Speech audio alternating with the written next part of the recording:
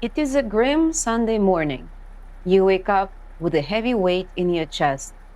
Outside is gloomy and dark. Your eyes red, nose clogged, and head feels heavy like a bucket of gravel. You pick up the phone and check your symptoms. Dr. Google is clear. You have an undiagnosed combinatory autism and ADHD. You are depressed. You're also gluten intolerant. You put the phone down in panic, in fear. You're sick. Our nation is sick. The world is sick. What is one to do in such a dire condition? Nobody in 18 years has been willing to debate me. Muscular men are in your feed. They are famous. They look tanned, healthy, legitimate. They say it all started with your mother. They say there is a worm in your brain, maybe in your stomach, possibly both. They say you should seek help immediately, but not from the doctor. Instead, you should listen to their advice. With enough trust, you will be cured in no time. The story of online health and wellness is familiar to all of us. At this point, the internet search is the top provider of health and wellness advice. Most people with internet access consult the web before or instead of visiting a licensed professional. After all, Dr. Google is always at your fingertips and needs no appointments. But we are also all familiar with the downside of such care. Misinformation, conspiracy theories, weird-looking people trying to sell you their weird concoctions of animal organs and precious metals. And chances are that you've actually done your own research on occasion, be it skincare, fitness, or health management advice. But the rabbit hole of online healthcare goes quite deep. From supportive forums for patients and doctors running online entertainment businesses to algorithmically optimized diagnostics and grifters profiteering off others' misfortune. The online space, like a medieval barber, has plenty of health procedures on offer. So pour yourself a glass of your preferred FDA-unapproved substance, as in this video we explore the depths of online healthcare and ask why, despite its downsides, the internet is, nonetheless, treated by people as a primary source of medical advice. Rash, lung mucus. Well water have PFAS in its blood. And lifespans to degrees that are previously unimaginable to us. Online healthcare is unavoidable. It starts with fairly casual content like diet and exercise or online entertainment. And it goes quite deep into forums for people with rare medical conditions and into groups that reject the entirety of modern science in favor of their own ideas on how to treat any and all conditions. The answer is probably something from the household chemical aisle of your local supermarket, if you wonder. The same characteristics, nonetheless, shape all of these health-adjacent online spaces. First of all, as with all content, online medical spaces are easily accessible. Why go to a doctor if you can just check your phone? After all, chances are you're looking at it right now, or at least have it within your arm's reach. Go on, touch it. Touch it. I know it's been tempting you. Health advice found online is also usually easy to put into practice in real life. Most of the online medical advice is as harmless as it is useless. Herbal teas, AI-generated exercise routines, supplements of no proven effect, all of those actions usually amount to such a minor positive or negative change in the life of a user that, well, you may as well try the dry beef testicle powder. Why not? Most of the changes suggested by online spaces can be implemented fairly quickly on our own, without involving any professionals such as doctors or nurses. Online health advice is usually non-invasive. There are no surgical rooms involved, needles are relatively rare. Most of the advice found online requires people to eat something, apply something to their skin, or just expose their body to something like sun or a change in temperature. Such applications feel safer and more natural than medical procedures such as surgeries, pills, lasers, and the like. Though, of course, advice on specific invasive medical procedures can also be found online in more secluded spaces. See a widespread endorsement of jaw surgeries in male looks-maxing communities. Even the most questionable treatment, like ivermectin and fenbendazole, which we will cover quite in depth in about 20 minutes from now, are fairly available to get a hold of. These medications do not include notable side effects aside from diarrhea, which we will also be covering quite in depth in about 20 minutes from now. The variety and accessibility of online advice, regardless of its nature, is also widely affected by algorithms and now AI. Due to the sheer volume of content online, there is always a sense of novelty. Even if the advice given to you on TikTok today is garbage, tomorrow the algorithm can propose you something new. Maybe it will be some other expert with some other advice that one may find more attractive. With access to any and all information, and tools like AI and online platforms, there is no better place to start assessing yourself for real and imaginary conditions than the internet. One thing changed though. It is the way people seek health advice today. Historically, people would have to rely on information from others, such as rumors or unprofessional advice, to generate ideas about what to do with themselves if they feel unwell. Today, everything can be done on your own without involving others. Dr. Google is not a medical professional, and it is also not human.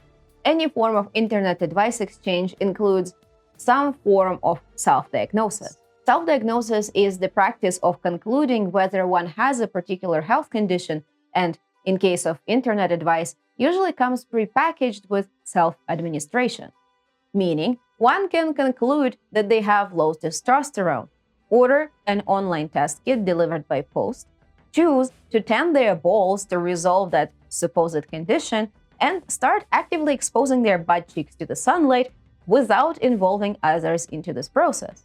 Finally, an accessible and comprehensive care for male-to-male transitions. There is a sense of unreserved independence and control in taking actions based on online health information that one has found on their own. The phrase, "do your own research," is associated today with people who were homeschooled in the 80s trying to understand biochemistry by reading the Facebook comment section.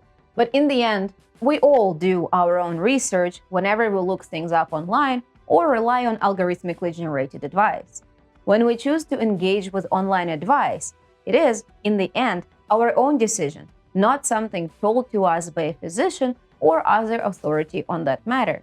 The sense of control can be important to us because it makes us feel like we're in charge of our own health rather than being directed by someone else. Self-directed disease management, even when not medically approved or professionally delivered, can make a person feel that they have an upper hand over their condition, which may not necessarily be true, but is good for morale nonetheless. Actually, self-diagnosis can provide such a great sense of control that we even utilize it as a socio-political tool, relying on self-diagnosis as the way to explain the absurdity and hardship of our lives. Therapy talk is now a standard tool used to explain one's inability to maintain social relations in the world overwhelmed by consumerism and commodification. And it can also explain one's failure to succeed financially in the economy that was never meant for peasants' success in the first place. Yet, therapy talk often is based on self-diagnosis and self-directed online health research, where medical terminology and symptoms of diseases are then applied to real-life situations, most often completely outside of the healthcare system or healthcare discussions altogether.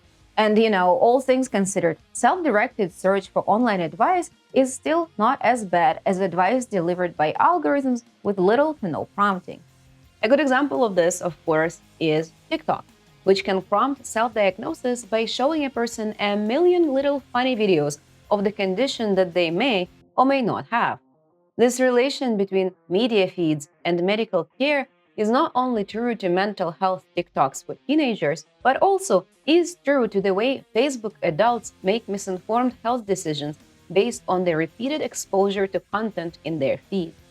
Anyhow, after diagnosing themselves with health condition, people can then seek medical attention, not in search of help, but to confirm their own conclusions based on information fed to them by media platforms. As Amber Trotter and George Hoare write in Overmedicalization and the Crisis of Authority, it is clear that a great many patients are not passively submitting to treatments from doctors. Rather, they are actively demanding it. Patients, now called clients, are much more likely to come to treatment already convinced in their inherent and often immutable illness, insistent on their therapist's agreement. Therapists are thereby positioned not as the dominant power of authority, but instead as a second factor in the drive towards diagnosis. The therapist's job in this frame is to affirm patients' subjective authority. Authority is ultimately located in individuals' experience within the therapeutic paradigm, not therapeutic professionals.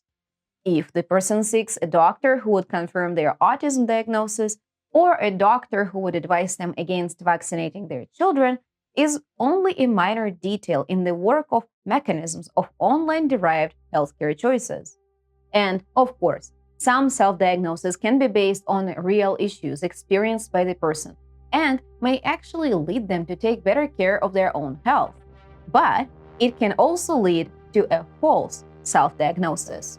And false self-diagnosis is merely an effect of the bigger problem that, like with anything on the internet, the outcomes of the media consumption rely only on the person who is consuming the media. If person's understanding of human biology is based solely on genesis, the algorithms can just as easily prey on gaps in their knowledge as they can serve as educational tools.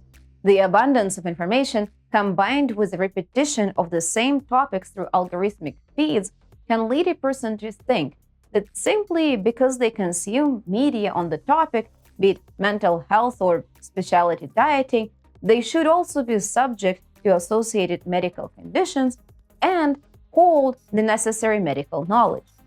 As platforms push creators to grow their online influence, they are encouraging overgeneralized advice to the point that it can become so vague that it resembles TikTok tarot reading, meaning that even if advice is legitimate and is delivered by a licensed professional, be it in educational or entertainment field, it can still be so vague that it leads a person to misinformed choices. Do you feel tired? Does your back hurt? Can't sleep at night? Well, maybe you're sick. Or maybe you're just a 35-year-old parent of 2 toddlers. Anyhow, consider trying this home remedy of ginger tea with honey. Maybe it will help with something. Overall, though, people use online advice in combination with professional medical advice or as a prevention. A good example of that is cancer treatment.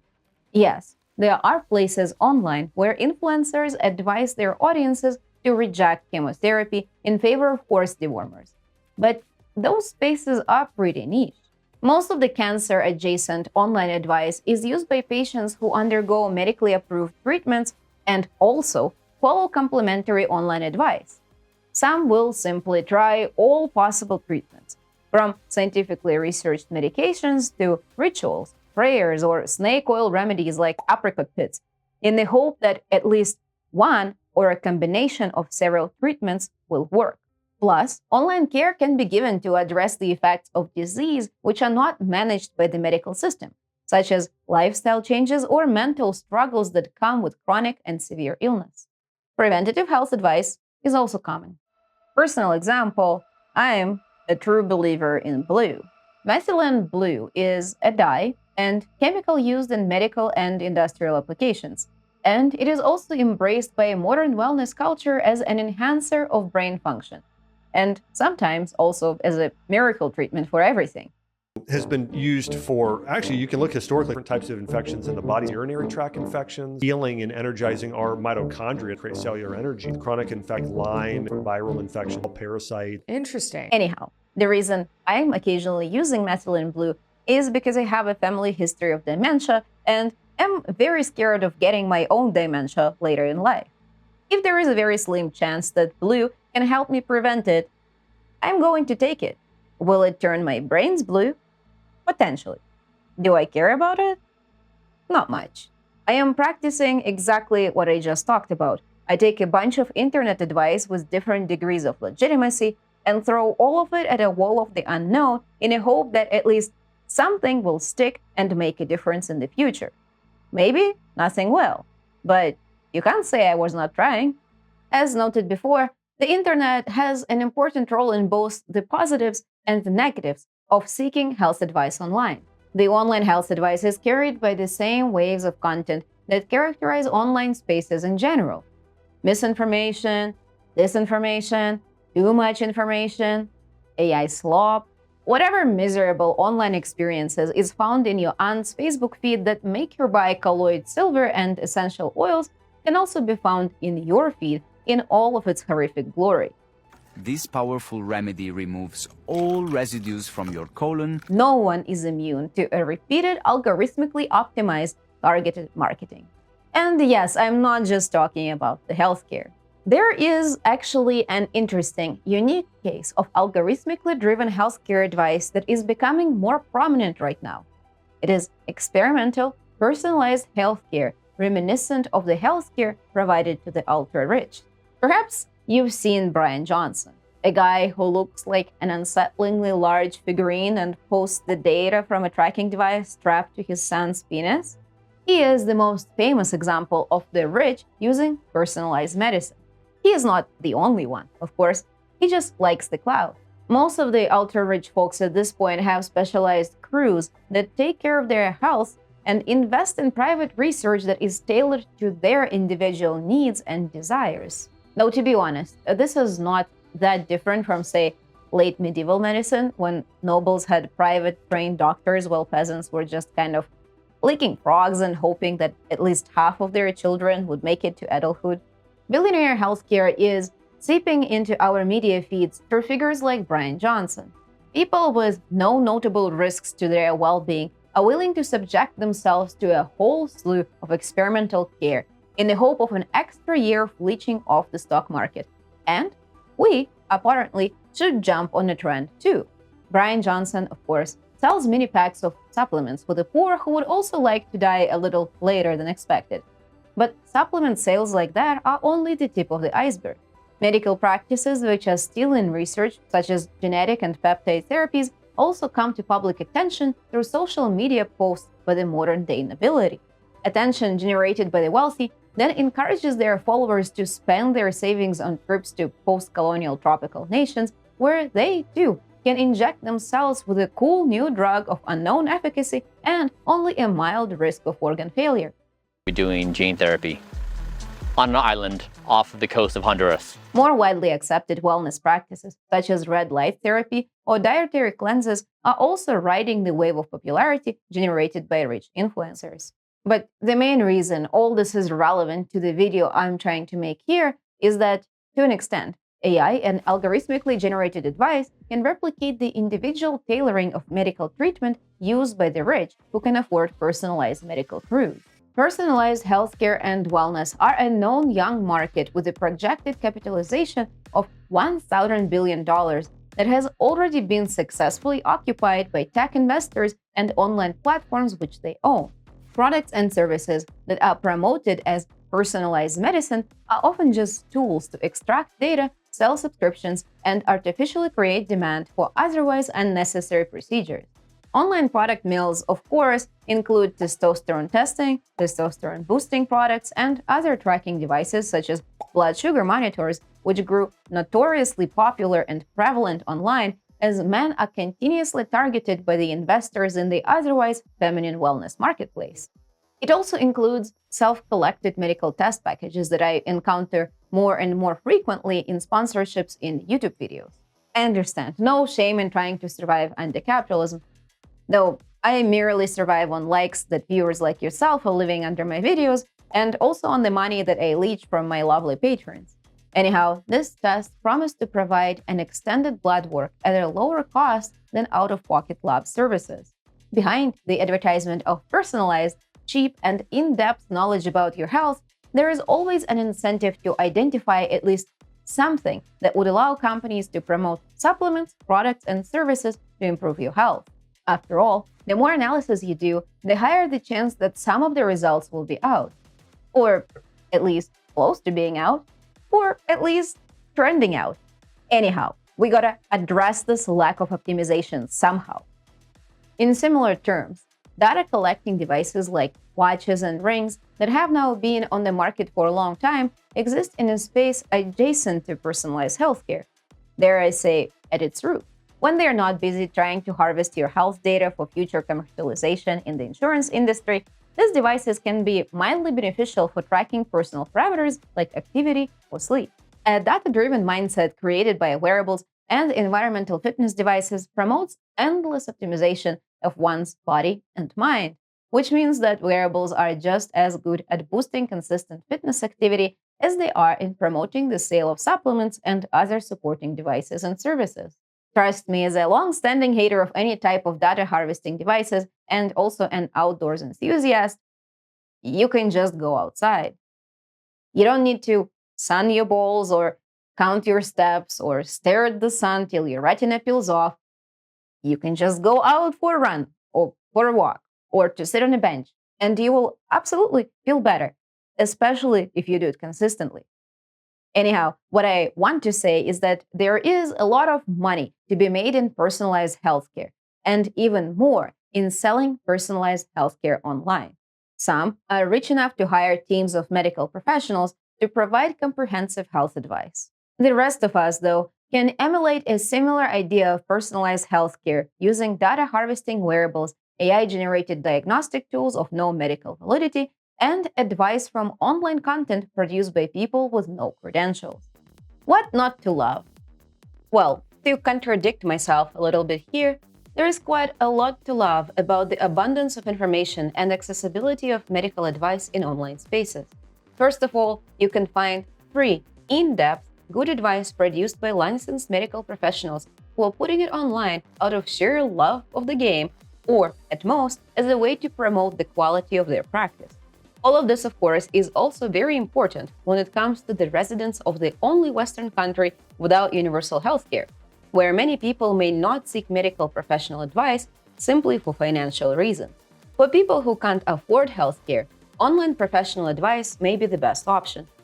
For all others, online health spaces provide convenience. First of all this information, be it good or bad, is in your pocket. Second, not every health problem needs the attention of a professional. People usually address some minor issues on their own with some natural remedies, over-the-counter medications, and minor changes in lifestyle. That's fine. And third, professional healthcare services are usually limited in their scope. In most countries with universal healthcare, medical professionals usually address only 3 types of concerns: inability to work, major changes in quality of life, or pain. If the patient is not experiencing some combination of these 3 issues, medical professionals usually are not much of help. But the needs of the people are quite wider when it comes to health. For example, emotional support and a community of people with the same condition can be beneficial, but are not readily available within mainstream healthcare. Yet, online spaces are great in providing additional support, especially peer support for people with similar concerns. Be it fitness advice, post-cancer care, motherhood tips exchange, or even end-of-life support, online spaces can create links between people who otherwise would not have any peer connection. And a lot of it has to do with how we can see other people's experiences as expertise. Online advice can come from someone who may not be a medical professional, but has extensive experience with a particular condition. Sometimes lived advice can be beneficial, and sometimes it is more trustworthy to the regular person because, well, we also like authentic information that comes from personal experience. When it comes down to the mechanics of seeking help, managing IBS is not that different from buying a dishwasher. Plus, people sometimes hesitate to contact professional care.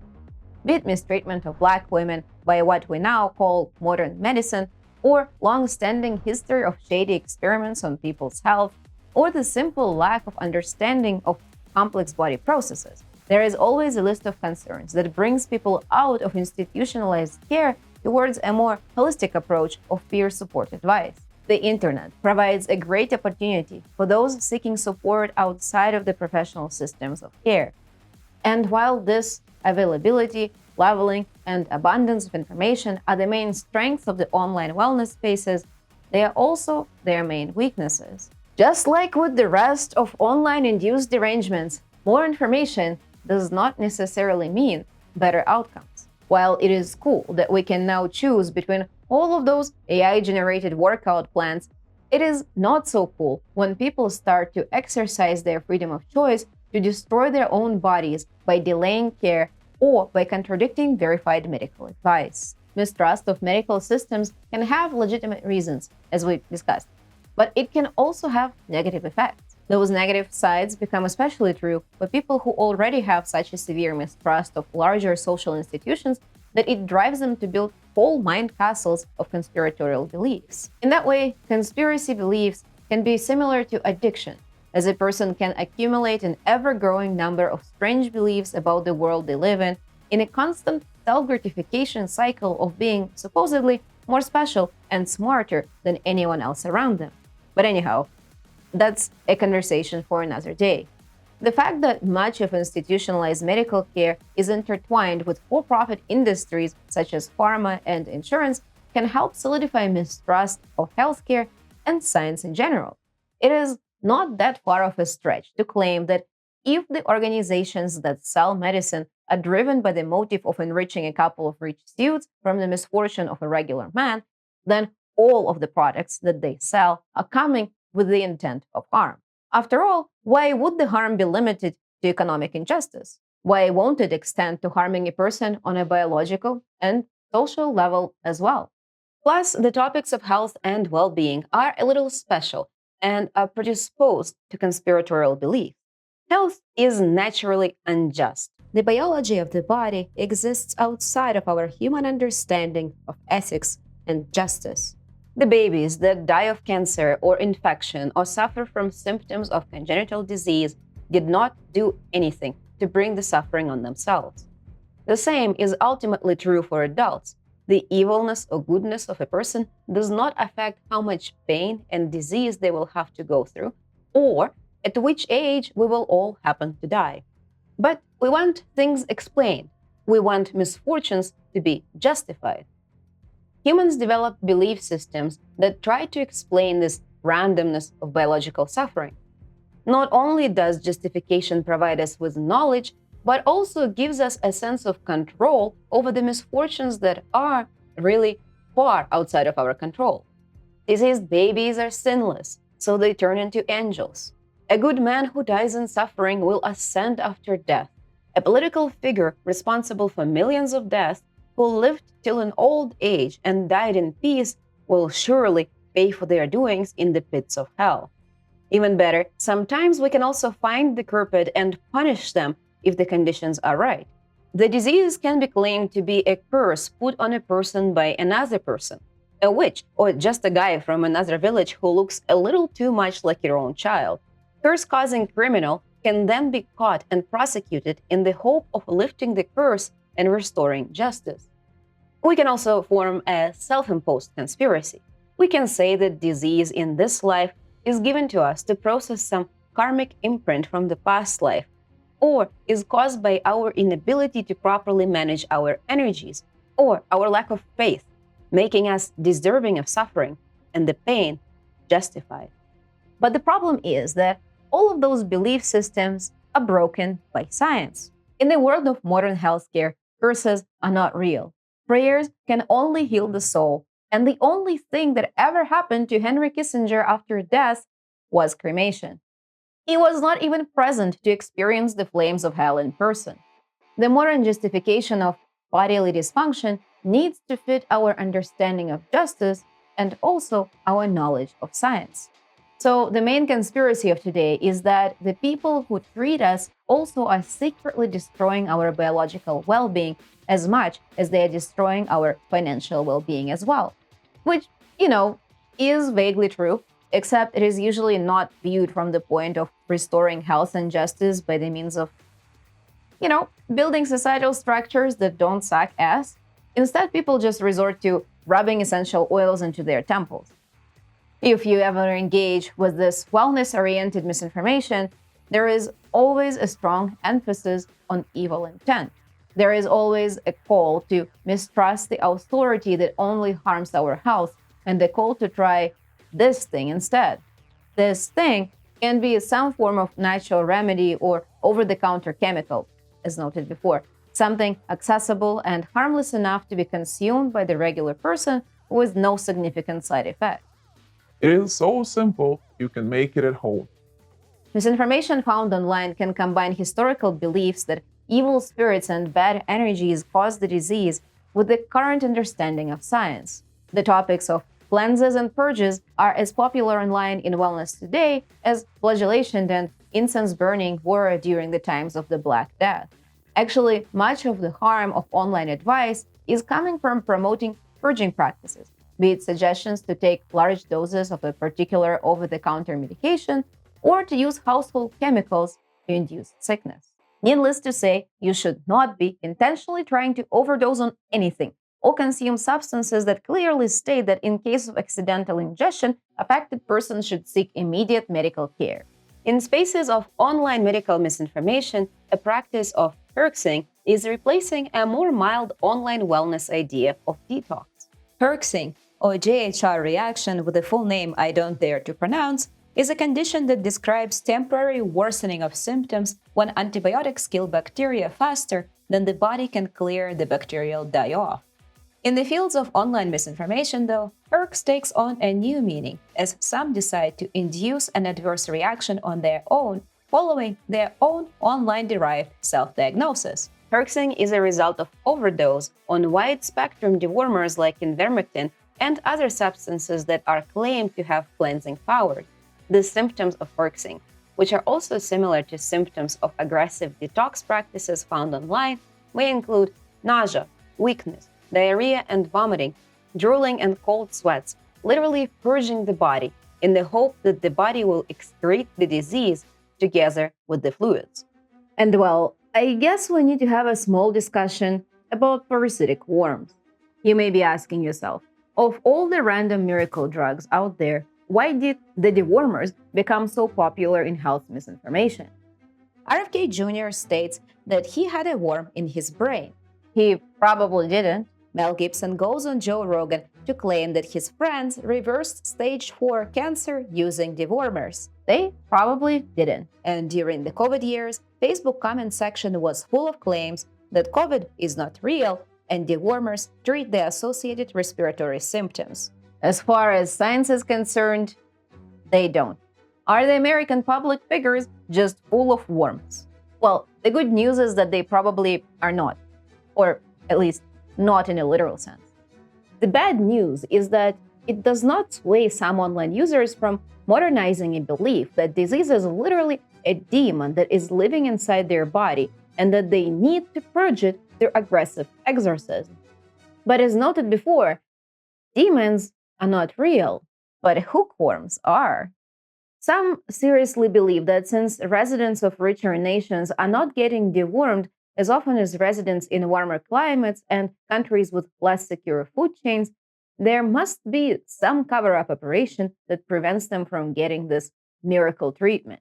Somehow, the fact that American suburban kids don't shit themselves as often as kids in countries with contaminated water supply is the problem now. Anyhow, in a spree of disinformation and misinformation, the online content encourages Americans to repeatedly take increasingly large doses of dewormers till the point of herxing, or till they temporarily feel sick.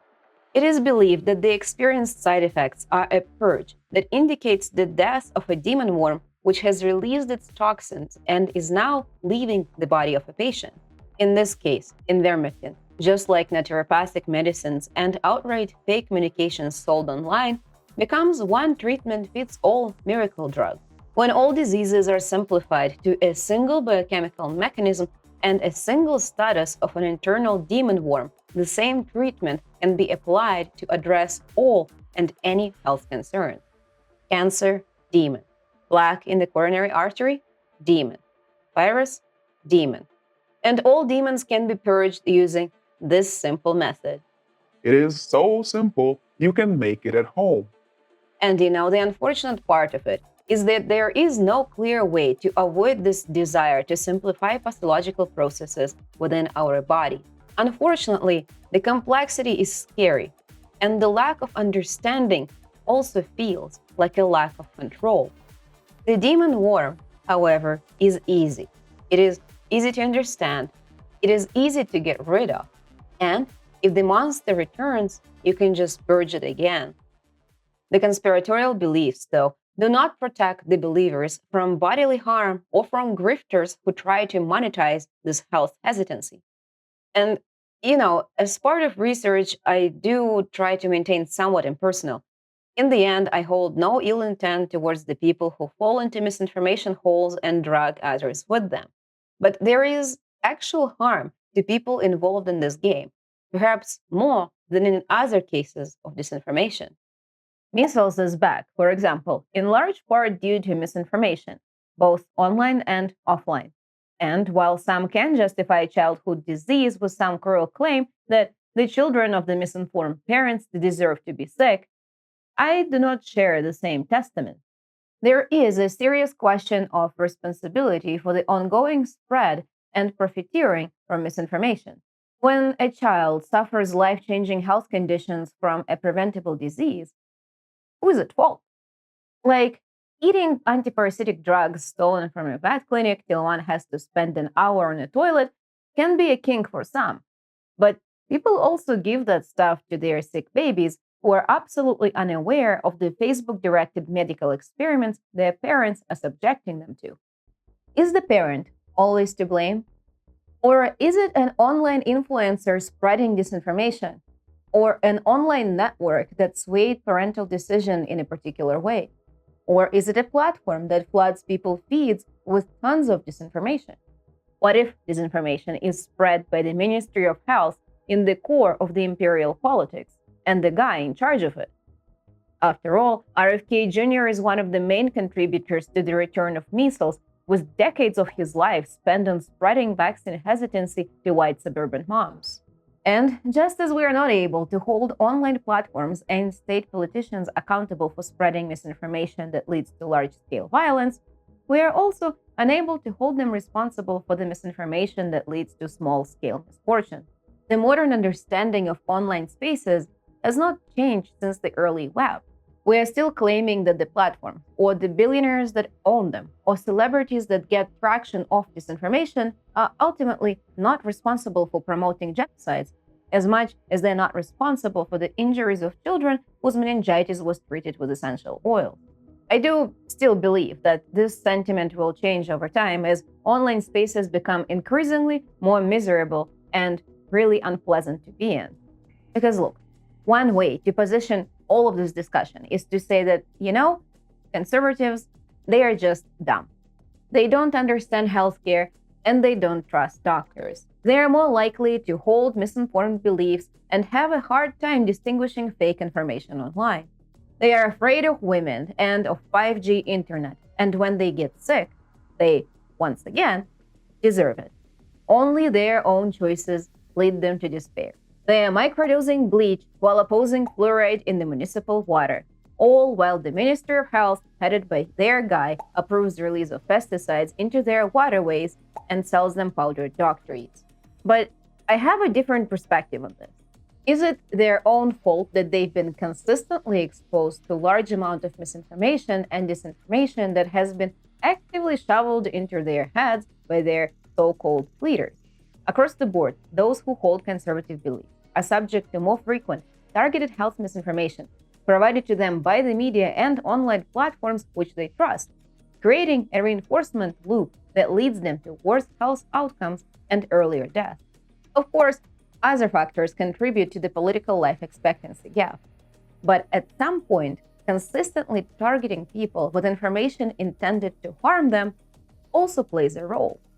I believe that there is at least a share of the responsibility that is carried by the people who use medical disinformation and poor health advice intentionally to enrich themselves and to propel their own political careers. They do contribute to this gap in life expectancy and many health injuries by consistently exposing the less fortunate and the less knowledgeable to information that leads them to make worse choices for their own health.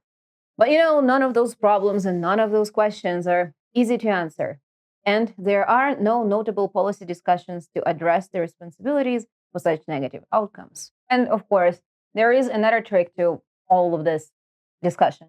Because really, we don't have to search for the same feeling of control over the disease in the sea of misinformation if only we trust somebody else, somebody who is trained to be in control of our health for us. In the world of today, everyone can be an expert. You watch my video. This is technically not an academic work. It is definitely not an advice. It is just an opinion about healthcare systems in place. Do I have an expertise on the matter? Well, accidentally, yes, but if I did not, it would be all the same to most of the viewers anyway. Online, just like in real life, my graduation papers amount to a very expensive chunk of hard paper that I store with my old tax returns. What matters to people today is craftsmanship, our expertise based on experience and public recognition. Some may view a relatively small subscriber count on my channel as a sign of authenticity, while others might see it as a lack of expertise. We no longer trust educational institutions or their papers. Mistrust goes further. People lack trust in governmental systems, news sources, scientific publications, or each other. The moon landing was fake, Earth is flat, and NASA is down on a conspiracy. Everything is a lie, and nothing is working. The belief that the healthcare experts are in on a conspiracy that is meant to destroy people's health is just an isolated case of a larger belief that all societal institutions exist only to harm. You can only trust yourself and your own set of biases. Since the trust in the institutions and expertise has deteriorated, we are left to find our own experts. And most often, we search for them online. If you don't like a generic doctor in your clinic, try this AI-generated doctor. Don't trust doctors? Try this AI-generated grandma. Don't trust women? We have an AI-generated monk for you instead.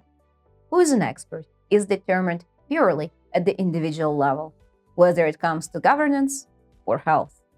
Do your own research, or ask ChatGPT if you're too lazy to read Facebook comment section for the advice from people who look vaguely real. If the responsibility of one's own health outcomes is only ever carried by the person themselves, why would they rely on anyone else when it comes to choosing which sort of information to trust? And there are no easy solutions to the issue of widespread social misinformation or mistrust of science or healthcare or the whole fabric of society in general. But our relationship with the internet and with this abundance of unfiltered and unverified information is changing and has the potential to change further. I do believe that eventually the idea that people listen to AI-generated slop or to Mel Gibson to make the decisions about their own health the same way they look up a turkey recipe will be considered far more wild than it is today. Aside from how we treat the internet, there is always, of course, a chance to improve the accessibility of valid healthcare advice. And of course, the only Western country that still can't figure out universal healthcare has a great opportunity for improvement on that end of things. Beyond that, the current systems that provide care and advice were unable to keep pace with the accessibility and volume of wellness information available online, or with our evolving understanding of health. But I know you're not here to listen to my suggestions on reforming Canadian healthcare. You're here for interesting facts and funny jokes. And unfortunately, I don't have any of those left for this video. As always, thank you for joining me today. This channel is supported by my patrons. If you would like to support me and join our growing team of uncertified and self-proclaimed healthcare professionals, all the links will be available below. Don't forget to take whatever that online guy advised you to take. Stay hydrated, and don't forget to pet your inner worm. As always, thank you for watching, and I will see you on the next one.